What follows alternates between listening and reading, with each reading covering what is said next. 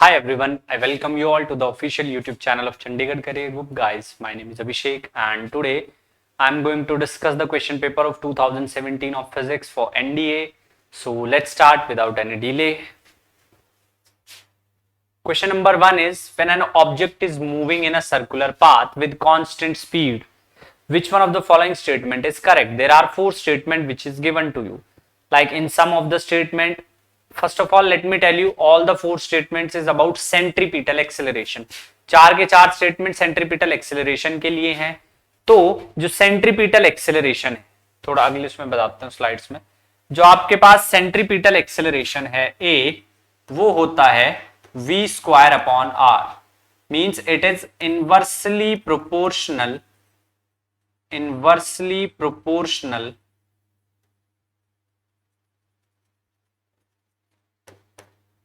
to radius.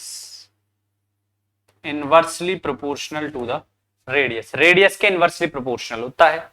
अब अगर आप ये बात आप याद रखें, अगर आप क्वेश्चन को ध्यान से देखेंगे तो जो पहला ही ऑप्शन है आपके पास, the first one, the very first one, क्या कहता है पहला option?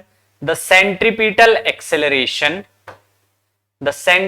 Acceleration of the object is smaller for a gentle curve जिसकी रेडियस ज्यादा है than that for a sharp curve जिसकी रेडियस कम है. तो for this first one is the correct option. जो सबसे पहला ऑप्शन है वो ही करेक्ट ऑप्शन है. चलिए question number 2. We are given with the force and we have to find out potential energy. The question is basically from work energy power and there is a relation F is equals to minus du by dx. In the question we are given with F, so du will be minus F dx or u will be minus F dx. When you put the value of F, minus ax square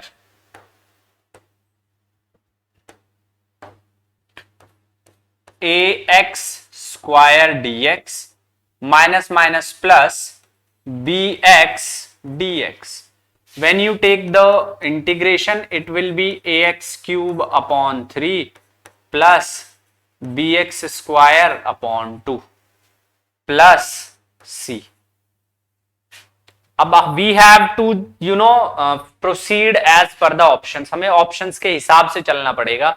तो यहां कोई भी zero तो नहीं है ना, ये है, अब ये भी है, ये भी है, तो क्या करेंगे? एलसीएम लेंगे. तो ये आ जाएगा 2ax cube bx square multiply with 3 upon 6.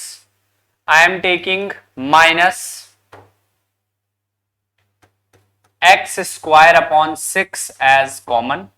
तो ये आ जाएगा 2ax minus 3b. This is the answer. So this one is B option. B option हमारे पास बिल्कुल सही जवाब है. तो B is the correct option. Symbol SI unit है इंडक्टेंस की H उसमें सिंबल है, हमें H का मतलब बताना है. मैं आपको बता देता हूं. H stands for henry. Hertz जो है वो फ्रीक्वेंसी की यूनिट होती है. हेलोजन एक केमिकल है और कुछ नहीं होता. It's only Henry. Henry is the correct unit. चलिए आगे बढ़ते हैं. In a vacuum, see, in a vacuum there are 3 different bodies which actually falls down: a feather, 5 rupee coin and a mango. In vacuum gravity doesn't have any effect. gravity का कोई impact नहीं होता, एक जैसी लगती है.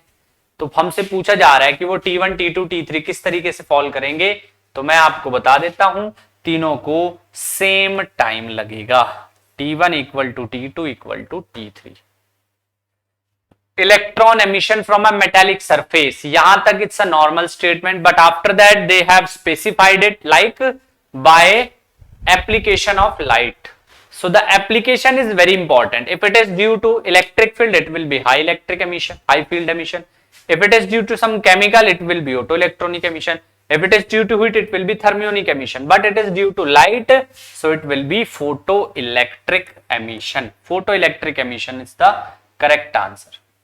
How long does light take to reach Earth from the sun?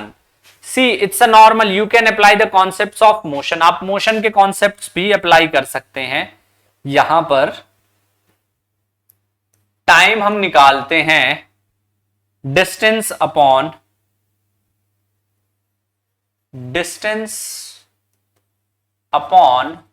Speed. Time हम निकाल सकते हैं distance upon speed.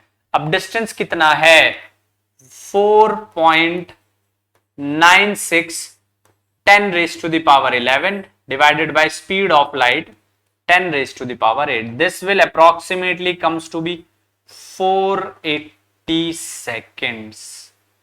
Approximately 480 second आएगा, इसको थोड़ा सा ज्यादा आएगा। ऑप्शंस में अगर देखें 8 मिनट, क्योंकि 60 सेकेंड के अंदर 1 मिनट है, तो 480 के अंदर 8 मिनट।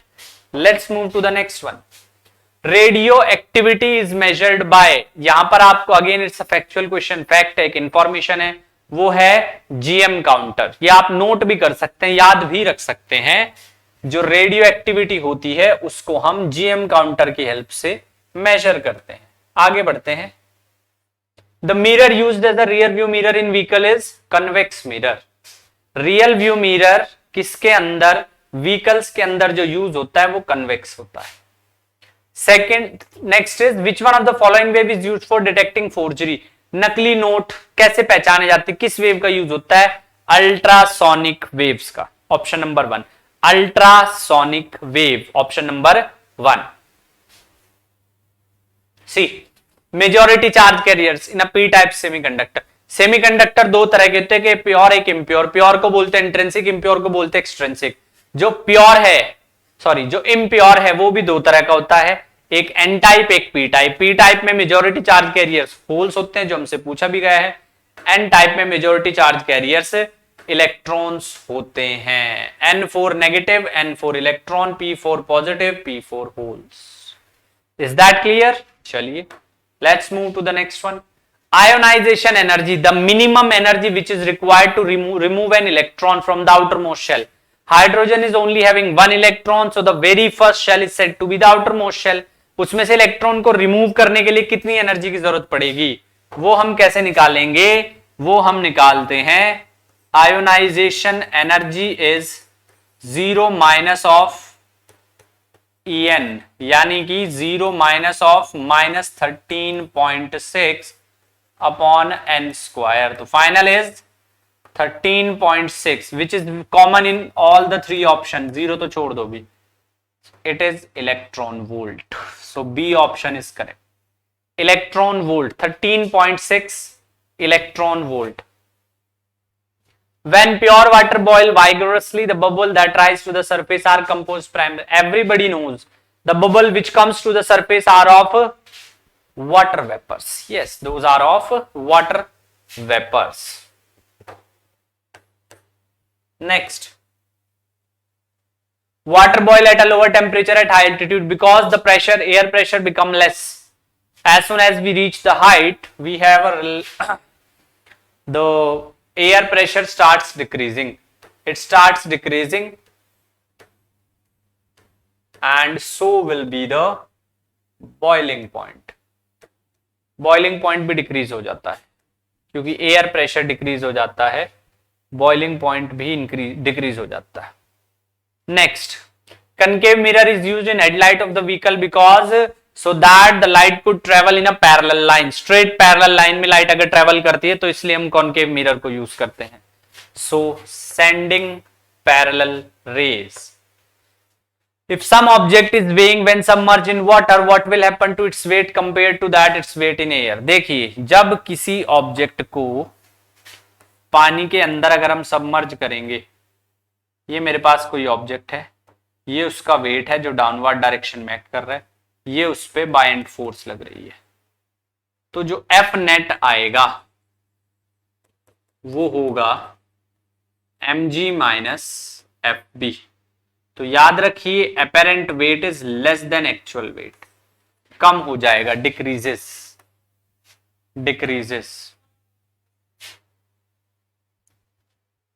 नेक्स्ट वन इज, अगला है, अब ध्यान से देखिए, कहता है light year is a measure of, light year किसका मेजर है, डिस्टेंस का। Distance, light year is not the unit of time, it is the unit of distance, distance का मेजरमेंट है लाइट ईयर।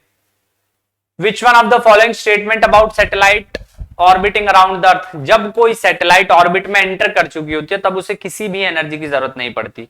ये बात आप थोड़ा समझिए, इसको थोड़ा ध्यान में रखिए। ऑर्बिट में घुसने से पहले एनर्जी की रिक्वायरमेंट हो सकती है, वो भी बहुत सारे अलग फैक्टर पे डिपेंड करता है, मैग्नेटिक ग्रेडियंट क्या है और स्पीड वेलोसिटी क्या है, ठीक है। लेकिन जैसे ही कोई ऑर्बिट में एंटर कर गई फिर उसे किसी और तरह की एनर्जी की जरूरत नहीं पड़ती, तो इसका हमारे पास डी ऑप्शन आएगा। Next, which one of the following statement about energy is correct, energy के लिए कौन सा statement, this is law of conservation of energy, ना हम क्रिएट कर सकते ना डिस्ट्रॉय कर सकते, एनर्जी को केवल ट्रांसफॉर्म किया जा सकता है एक फेज से दूसरे फेज में।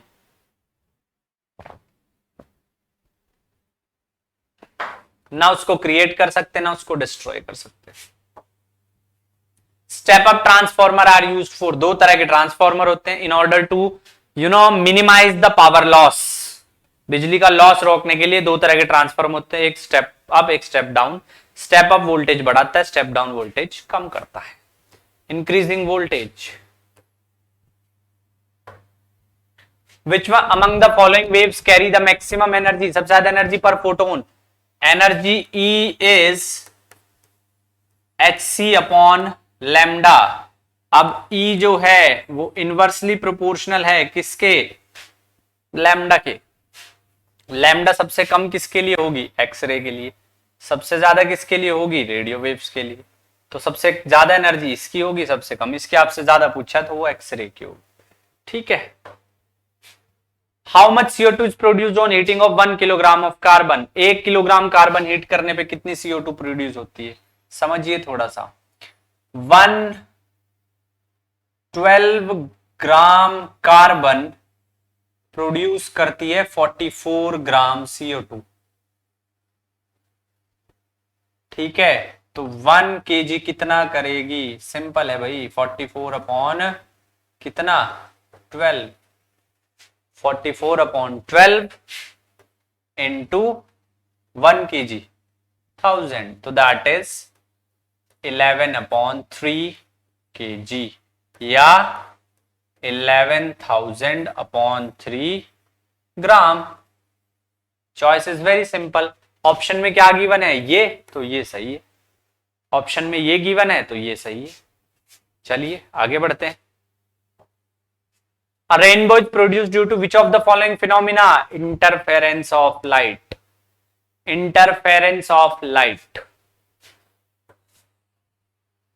bat detect obstacle in their path by receiving the reflected ultrasonic wave, ultrasonic wave, the statement that heat cannot flow by itself, heat को लो टेम्परेचर से हाई टेम्परेचर खुद नहीं जाएगी, आपको पहुंचाना पड़ेगा, एक्सटर्नल कुछ मीन की जरूरत पड़ेगी, हाई से लो आ जाएगी, लो से हाई नहीं जाएगी। तो उसके लिए आपको क्या करते हैं हम, second law of thermodynamics, second law of thermodynamics. Which one of the following wave does not belong to the category of other three, ये जो तीन हैं दीज आर इलेक्ट्रोमैग्नेटिक वेव, ये अलग है, that is sound wave. Which one of the following statement is not correct? Human has a refracting system containing a, human eye के पास diverging lens नहीं होता, कन्वर्जिंग लेंस होता है, डाइवर्जिंग लेंस नहीं होता, कन्वर्जिंग लेंस होता है, तो पहला ही गलत है। Which one of the following statement is not correct? Ultrasonic waves cannot get reflected, refracted or absorbed, ये ठीक है। Ultrasonic waves are used to detect the presence of defect like crack, porosity, etc. in the internal structure of the common structure material, ये भी ठीक है। Ultrasonic waves can be used for making holes in very hard material like diamond, ये भी ठीक है। Ultrasonic waves cannot travel through vacuum, ये भी ये गलत है। वो कर सकती है, वो एक इलेक्ट्रोमैग्नेटिक वेव है, and electromagnetic waves are those which are transverse in nature, means they did not require any medium for propagation, propagation के लिए मीडियम की जरूरत नहीं पड़ती। So that's all in this video. I hope questions आपको समझ आए होंगे। अगर आप और ऐसी वीडियोस चाहते हैं तो चैनल को सब्सक्राइब कर लीजिएगा। ऐसे और क्वेश्चन पेपर में डिस्कस करता रहूंगा आने वाली वीडियोस में। तब तक के लिए पढ़ाई करते रहें। Thank you so much. जय हिंद।